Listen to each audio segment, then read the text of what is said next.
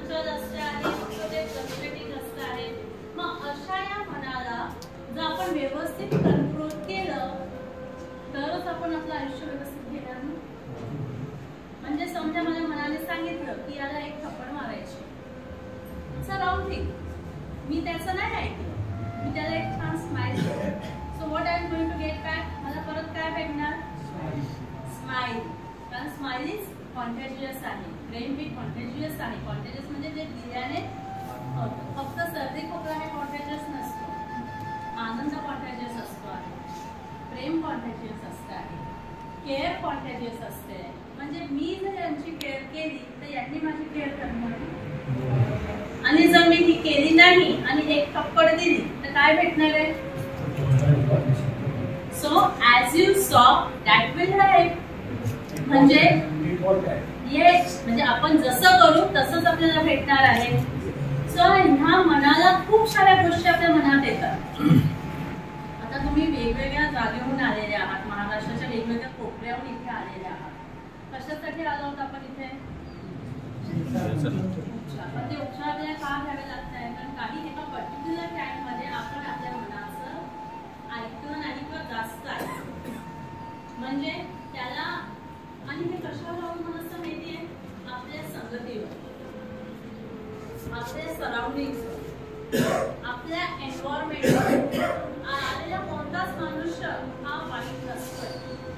तुम्हीही वाईट नाही आहात, तुम्ही खूप छान. देवाने प्रत्येकाला छानच म्हणून पाठवलेला आहे.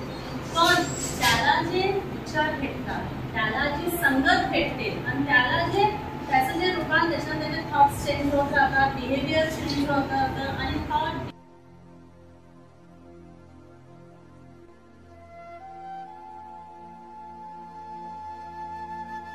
करतो की नाही.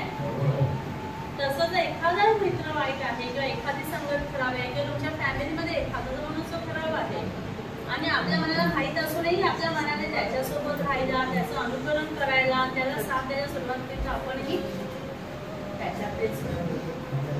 एक जे बिलिनियर्सने खूप छान सांगितलं, तुम्ही 4 चांगल्या स्कॉलर तुम्ही 5वे स्कॉलर होता. तुम्ही 4 चोरांसोबत राहिला तर तुम्ही 5वे चोर बनता. तुम्ही 4 साधूंसोबत राहिला तर तुम्ही 5वे साधू होणार. तसंच तुम्ही 4 चांगल्या लोकांसोबत राहिला तर 5वे चांगले तुम्हीच होणार. So that is the effect की आपली संगत कशी आहे, आपली सराउंडिंग कशी आहे, त्याचा इम्पॅक्ट इनडायरेक्टली आपल्यावर कसा होतो. म्हणून श्रीकृष्णाने इतक्या हजार वर्षांपूर्वी सांगितलेलं होतं की मन आपलं छान मित्र पण आहे आणि मन आपलं शत्रू पण आहे. हे आपल्यावर डिपेंड करते की आपलं मन आपल्याला मित्र म्हणून करून घ्यायचंय की त्याला शत्रू म्हणून घ्यायचं. आता मी तुम्हाला सांगितलं की मन तर खूप चंचल आहे, त्याला आपण आवडतच राहणार ना. आणि आपण सगळ्यांनी जे कोणत्या वेगवेगळ्या ऍडिक्शन मध्ये आलो, वेगवेगळ्या प्रॉब्लेम मध्ये आलो, ते त्या फक्त मनाच्या एक्सेस आहारी गेल्याने आलो. बरोबर आहे.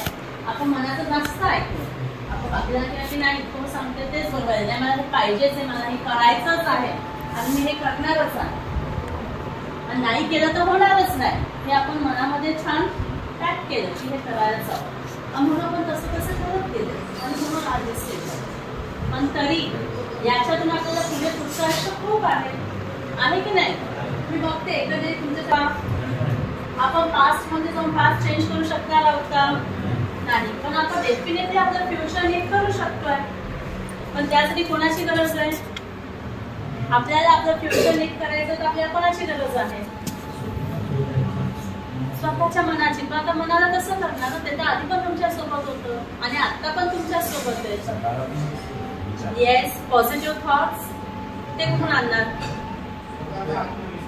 आत्मविश्वास, कॉन्फिडन्स. Very good. अजून कोणत्याही गोष्टीमध्ये अतिप्रमाण नको. कोणत्याही गोष्टीबद्दल अतिप्रमाण नको. अतिप्रमाण, एक्सेस नको. Anything in excess is poison. मग ते साखर असो किंवा काही असो. अजून 3 गोष्टी आपण येस, जे आपण म्हणजे म्हणतो ना, चूक करणं ही मानव धर्म आहे, पण ती चूक रिपीटेड करणं हा मूर्खपणा आहे. आपण तो करू नये. आपल्या म्हणता